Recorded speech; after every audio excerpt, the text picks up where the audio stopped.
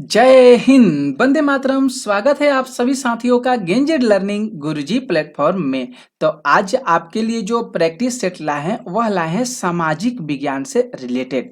ये जो प्रश्न होंगे आज की क्लास में, वह जो सारे प्रश्न हैं बिहार शिक्षक भर्ती के लिए बहुत ही इंपॉर्टेंट प्रश्न है। तो आप आज की लेक्चर को जरूर देखिएगा, सारे प्रश्नों को देखिएगा और जितना हो सके आप लोग इसे शेयर जरूर कर दीजिएगा, क्योंकि ये जो प्रश्न है बीपीएससी के माध्यम से पूछे जा सकते हैं। क्योंकि प्रश्न बहुत इंपॉर्टेंट है, आप एक बार जरूर तो देखिए। देखिए यहाँ पे पहला प्रश्न क्या कह रहा है। यहाँ पे जो पहला प्रश्न है कि हमारे सौर मंडल के बाहर निम्नलिखित में से ऐसा कौन सा ग्रह है जो आमतौर पर हमारी आकाशगंगा में किसी अन्य तारे की परिक्रमा करता है। तो अगर बात करें यहाँ पे जो राइट आंसर हो रहा है ऑप्शन बी, ये बिल्कुल सही हो रहा है। एक्सो प्लेनेट जो ग्रह होगा, यह जो है एक्सो प्लेनेट ग्रह, यह सौर मंडल के बाहर स्थित ग्रह होता है। या एक्सो प्लेनेट दे सकता है ऑप्शन में, या करके भी दे सकता है, एक्स्ट्रा सोलर भी दे सकता है। एक्स्ट्रो प्लेनेट कह सकते हैं या एक्स्ट्रा सोलर भी कह सकते हैं, ये भी आपको ऑप्शन में दे सकता है। तो ध्यान रखना होगा आप लोग को। ओके, तो ये जो होंगे एक्सो प्लेनेट कह सकते हैं या एक्स्ट्रा सोलर कह सकते हैं, ये सौरमंडल के बाहर स्थित ग्रह होते हैं। और ये जो दोनों ग्रह हैं, ये सूर्य की परिक्रमा नहीं करते हैं। ये किसकी परिक्रमा करते हैं? तो ये तारे की परिक्रमा करते हैं। और इसकी पुष्टि कब किया गया था? तो 1992 ईस्वी में इसको खोजा गया था। ओके, क्लियर हो गया। आते हैं दूसरे प्रश्न पे। यहाँ पे देखिए दूसरा प्रश्न। दूसरा जो प्रश्न है कि निम्नलिखित में से कौन सा गैलीलियन चंद्रमा है जिसे 1610 में इटली के खगोल शास्त्री गैलीली ने घर में बनी दूरबीन का उपयोग करके देखा था। कौन सा था? तो अगर यहाँ पे सी ऑप्शन जो है बिल्कुल सही है, गैनीमेड को देखा था अपनी दूरबीन से। अपनी दूरबीन की सहायता से वे जो थे गैलीलियो थे, वह कौन से ग्रह को देखे थे? तो गैनीमेड को देखे थे। राइट आंसर यहाँ पे जो सी हो रहा है यह बिल्कुल सही हो रहा है। ओके, और सौरमंडल का सबसे बड़ा ग्रह कौन सा होता है? तो सौरमंडल का सबसे बड़ा ग्रह बृहस्पति ग्रह होता है। कौन होता है दोस्तों? बृहस्पति ग्रह होता है। अगले प्रश्नों को देखिए, तीसरे प्रश्न को।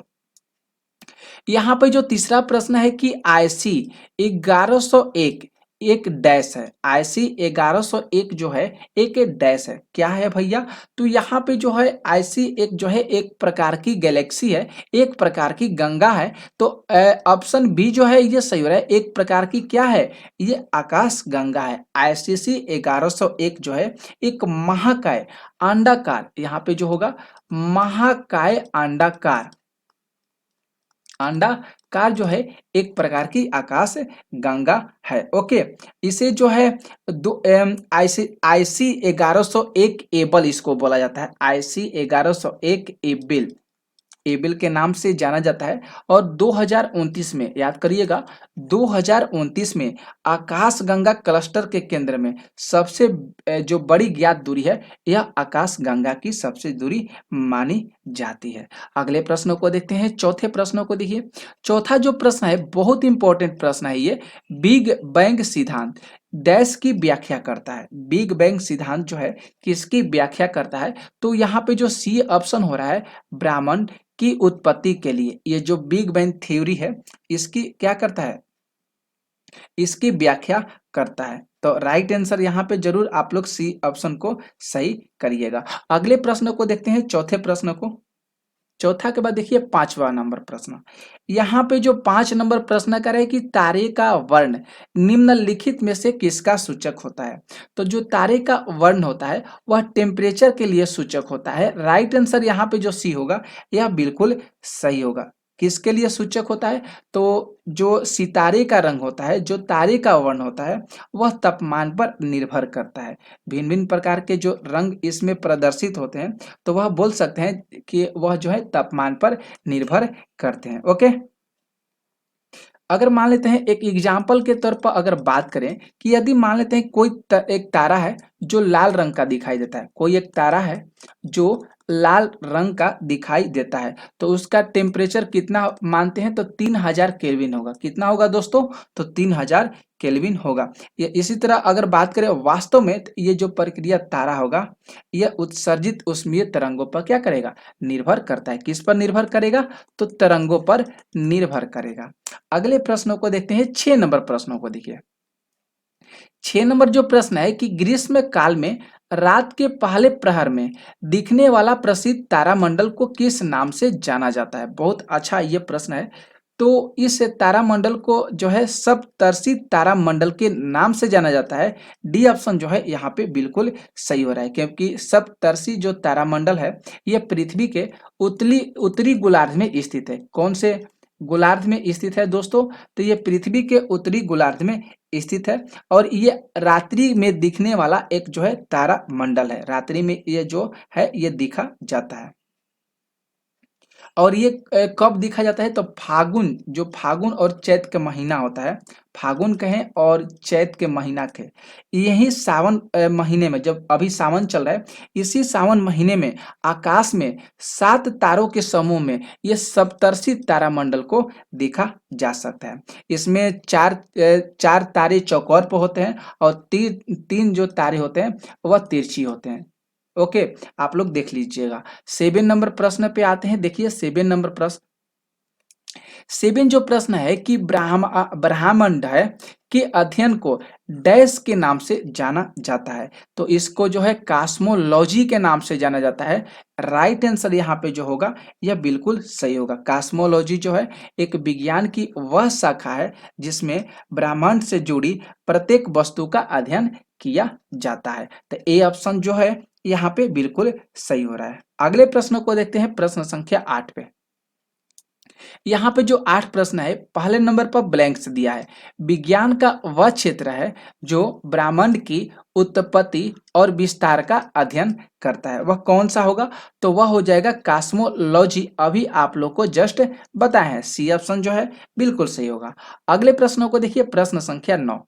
यहाँ पे जो 9 प्रश्न कर है कि हमारे सौर मंडल का सबसे निकटतम तारा कौन सा है। सबसे निकटतम तारा की बात किया है तो वह हो जाएगा प्रोक्सिमा सेंटोरी हो जाएगा। ऑप्शन जो है ये सी ऑप्शन बिल्कुल सही होगा। प्रोक्सिमा सेंचुरी होता है, सेंटोरी होता है। ओके, तो सी ऑप्शन यहाँ पे बिल्कुल सही होगा। प्रोक्सिमा सेंटोरी यह जो है सूर्य का निकटतम तारा माना जाता है। सूर्य का निकटतम तारा जो है किसे माना जाता है, तो प्रोक्सिमा सेंचुरी को माना जाता है। जो सूर्य से कह सकते हैं कितना दूर पे है, तो सूर्य से 4.3 प्रकाश वर्ष क्या है, दूर है। और प्रकाश वर्ष की जो मात्रा होती है वह क्या होती है, दूरी होती है। इस चीज को ध्यान में आप लोग जरूर रखिएगा। 10 प्रश्नों को देखिए। 10 जो प्रश्न है कि निम्नलिखित में से कौन सा तारा सूर्य के सबसे नजदीक है। तो अभी जस्ट बताया प्रोक्सिमा जो सेंटोरी है ये सूर्य के सबसे नजदीक ग्रह जो है नजदीक तारा माना जाता है। 11 प्रश्नों को देखिए। 11 जो प्रश्न है कि खगोल भौतिकी के संदर्भ में निम्नलिखित में से वह कौन सा शब्द का प्रयोग किया गया है जो किसी हैबिटेबल जोन के लिए किया जाता है। अर्थात कह सकते हैं कि किसी तारे से दूरी की रेंज जहां पानी को तरल अवस्था में रहने के लिए उचित तापमान हो, उससे किस नाम से जाना जाता है। तो राइट आंसर यहाँ पे जो हो रहा है goldilocks zone. Option D बिल्कुल यहाँ पे सही हो रहा है। गोल्डी लॉक्स जोन जिसे जो है हैबिटेबल जोन के नाम से जाना जाता है। ओके, और ये जो होता है एक तारे के चारों ओर वह क्षेत्र को बनाता है जहां पृथ्वी जो है किसी भी ग्रह की सतह को ना तो बहुत ठंडी कर सकती है और ना ही बहुत गर्म कर सकती है। ओके, तो यहाँ पे डी ऑप्शन बिल्कुल सही हो रहा है। अगले प्रश्नों को देखिए, 12 प्रश्न। 12 जो प्रश्न है कि तारा मंडल सप्तऋषि को पश्चिम निवासी किस नाम से जानते हैं? जो तारामंडल है सप्तऋषि, इसको पश्चिमी जो निवासी हैं इसे किस नाम से जाने जाते हैं? तो इसे बिग डीपर के नाम से जानते हैं। सी ऑप्शन जो है यहाँ पे बिल्कुल सही हो रहा है, क्योंकि सप्तऋषि जो तारा मंडल है ये उत्तरी गोलार्ध में स्थित है। कौन से गोलार्ध में स्थित है? तो ये उत्तरी गोलार्ध में स्थित है और रात्रि में ये दिखाई देता है। ओके, अगले प्रश्नों को देखिए, 13 नंबर प्रश्नों को। यहाँ पे जो 13 प्रश्न है कि यदि कोई तारा सूर्य से बड़ा है किंतु उससे 2 गुना बड़ा नहीं है तो वह जो है डैश में परिवर्तित हो जाता है। मतलब यहाँ पे ब्लैंक्स दे दिया और पूछा जा रहा है यह किसमें परिवर्तित हो जाता है? तो यह पल्सर के रूप में परिवर्तित हो जाता है। ये ऑप्शन जो है बिल्कुल यहाँ पे सही हो रहा है, क्योंकि जो तारा है सूर्य से लाखों गुना बड़े हैं। सूर्य से जो है तारा जो है बहुत लाखों गुना कह सकते हैं। बात करें तो 1.4 गुना जो है सबसे बड़े माने जाते हैं तारा सूर्य से, परंतु बहुत बड़ा ना हो। ओके, अगले प्रश्नों को देखिए, 14 प्रश्नों को देखते हैं। यहाँ पे जो 14 प्रश्न है कि गैस, धूल और अरबों सितारों वाले विशाल संग्रह को क्या कहा जाता है? तो यहाँ पे जो राइट आंसर सी हो रहा है ये बिल्कुल सही होगा, आकाश गंगा कहा जाता है। क्या कहा जाता है दोस्तों? तो आकाश गंगा कहा जाता है। गैस, धूल और अरबों सितारों का एक विशाल संग्रह होता है जिसे हम आकाश गंगा के नाम से जानते हैं। ओके, और इसमें जो जितने प्रकार के सभी तत्व होते हैं वह गुरुत्वाकर्षण के द्वारा एक साथ जुड़े होते हैं जिसे आकाश गंगा कहा जाता है। 15 प्रश्नों को देखिए।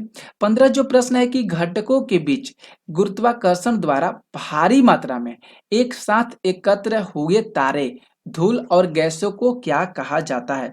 तो जस्ट अभी आप लोग को बताएं क्या कहा जाता है, तो आकाश गंगा कहा जाता है। देखिए साथियों, यहाँ पे प्रश्न घुमा फिरा कर पूछा जा रहा है। यहाँ पे देखिए कैसे प्रश्न पूछा गया है। यहाँ पे गैस, धूल और अरबों सितारों की जो विशाल संग्रह है उसे आकाश गंगा के रूप में जानते हैं, ये भी पता हो गया। और यहाँ पे क्या कहा है कि जो घटकों के बीच गुरुत्वाकर्षण द्वारा भारी मात्रा में एक साथ जो एकत्र हुए, जो तारे हुआ, धूल हुआ और गैस हुआ, इसी को क्या कहा जाता है? तो इसी को भी आकाश गंगा के रूप में जाना जाता है। ओके, आगे देखिए 16 नंबर प्रश्न को। 16 जो प्रश्न है कि निम्नलिखित में से कौन सी हमारी निकटतम ज्ञात आकाश गंगा है? जो हमारे सबसे निकट जो है आकाश गंगा कौन सी है? तो Canis Major dwarf galaxy. Right answer यहाँ पे जो सी ऑप्शन हो रहा है यह बिल्कुल सही होगा। केनिस मेजर डवार्फ गैलेक्सी जो है यह हमारी आकाश गंगा के सबसे नजदीक मानी जाती है। ओके, अगले प्रश्नों को देखते हैं, 17 प्रश्नों को। यहाँ पे जो 17 प्रश्न है कि निम्नलिखित में से कौन सी इकाई खगोलविदों द्वारा बड़े स्टेलर और एक्स्ट्रा गैलेक्टिक दूरी को मापने के लिए उपयोग की जाती है? तो कौन सा होता है? तो प्रकाश वर्ष। प्रकाश वर्ष का जो मात्रक होता है वह क्या होता है दोस्तों? तो वह दूरी होता है। आप लोग जरूर इस चीज को याद करिएगा। यह जो है प्रकाश वर्ष जो है लंबाई मापने की एक इकाई मानी जाती है और इसकी जो खगोलीय दूरी है इसी से मापन की जाती है। तो प्रकाश वर्ष जो है यहाँ पे बिल्कुल सही हो रहा है। ओके, अगले प्रश्न को देखिए, 18 प्रश्न को। 18 जो प्रश्न है कि सौर मंडल के बाहर सीरियस नामक चमकीले तारों को किस नाम से पुकारते हैं, किस नाम से जाना जाता है? तो डॉग स्टार के नाम से जाना जाता है। बी ऑप्शन जो है यहाँ पे सही हो रहा है, डॉग स्टार। जो सौरमंडल के बाहर जो सीरियस नामक चमकीला तारा होता है उसे डॉग स्टार के नाम से जानते हैं। 19 प्रश्न देखिए। यहाँ पे जो 19 प्रश्न है कि एक तारे के जीवन चक्र में निहारिका चरण निम्नलिखित में से किसको संदर्भित करता है? बहुत अच्छा ये प्रश्न है। निहारिका चरण जो है निम्नलिखित में से किसको संदर्भित करता है? तो ए ऑप्शन जो है ये सही हो रहा है। धूल और हाइड्रोजन का एक बादल को क्या करता है? ये संदर्भित करता है, क्योंकि निहारिका जो है अंतर तारकीय माध्यम में स्थित ऐसे बादल को कहते हैं जिसमें धूल कण हो गए, हाइड्रोजन गैस हो गया और हीलियम गैस हो गया, मतलब अन्य प्रकार की जो गैसें होती है वहां पे उपस्थित होती है। तो राइट आंसर यहाँ पे ए बिल्कुल सही हो रहा है। अगले प्रश्नों को देखिए, 20 नंबर प्रश्नों को। 20 जो प्रश्न कह रहा है कि हैली धूमकेतु की आवधिकता कितने वर्ष की होती है, मतलब इसकी जो आवधिकता होती है कितने वर्ष की होती है। तो 75 से 76 वर्ष की होती है। हैली जो धूमकेतु है इसकी जो अवधि होती है कितने वर्ष की होती है, तो 75 से लेकर 76 वर्ष की होती है। ओके। और ये जो हैली धूमकेतु है ये किसके नाम पर रखा गया था, किस खगोल शास्त्री के नाम पर रखा गया था, तो एडमंड हैली। एडमंड हैली जरूर याद करिएगा, एडमंड हैली के नाम पर जो है यह हैली धूमकेतु के नाम रखा गया है। 21 प्रश्नों को देखिए।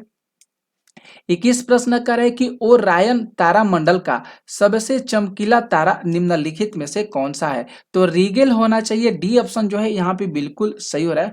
ओरायन जो तारामंडल है इसको जो है किस तारामंडल का सबसे नजदीक तारा माना जाता है चमकीला तारा, तो रीगेल के माना जाता है।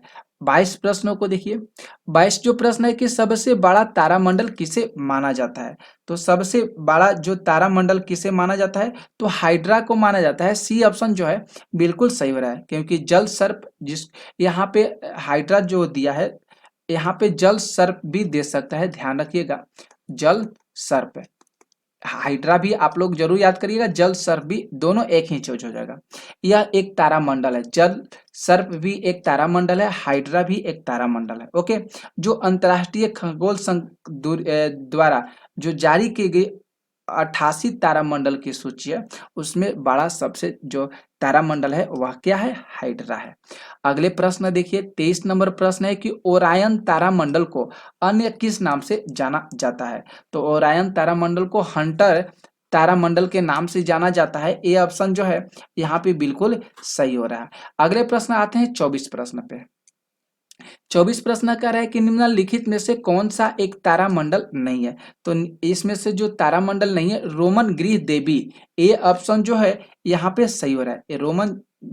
रोमन ग्रह देवी जो है एक प्रकार का तारामंडल नहीं है। ओके। ये जो है सौरमंडल के जो ये जो है घेरे स्थित है, यह जो है क्षुद्र ग्रह के नाम से जानता है। रोमन ग्रह दो देवी है, ये एक प्रकार का क्षुद्र ग्रह है, तारामंडल नहीं है। ठीक है। अगले प्रश्नों को देखते हैं। 25 प्रश्नों को देखिए। यहाँ पे जो 25 प्रश्न कर रहा है कि निशाकाश जिसको हम रात्रि आकाश के नाम से जानते हैं, निशा रजनी होता है ना, इसका परिभाषित शब्द, तो उसमें चमकने वाले पिंडों को किस नाम से जाना जाता है, तो यहाँ पे जो राइट आंसर हो रहा है ए ऑप्शन बिल्कुल सही हो रहा है। खगोलीय पिंड के नाम से जाना जाता है। किस नाम से जाना जाता है दोस्तों, तो खगोलीय पिंड के नाम से जाना जाता है। तो हम लोग आज की क्लास में 25 प्रश्नों को लिए हैं। ये कैसा लगा आप लोग को क्लास, जरूर आप लोग कमेंट करके बताइएगा। इसी तरह का वीडियो जो आप लोग को पाना है तो आप लोग इस चैनल को जरूर सब्सक्राइब कर लीजिएगा और जितना हो सके शेयर जरूर कर लीजिएगा। कल मैं आप लोग को सामाजिक विज्ञान के 50 प्रश्न करवाएंगे ऐसे ही, तो आप लोग इस चैनल पर बने रहिएगा। मिलते हैं दोपहर में इतिहास के धमाकेदार प्रश्नों के साथ, तो वो भी क्लास आपके लिए बहुत इंपॉर्टेंट है, जरूर देखिएगा। ओके।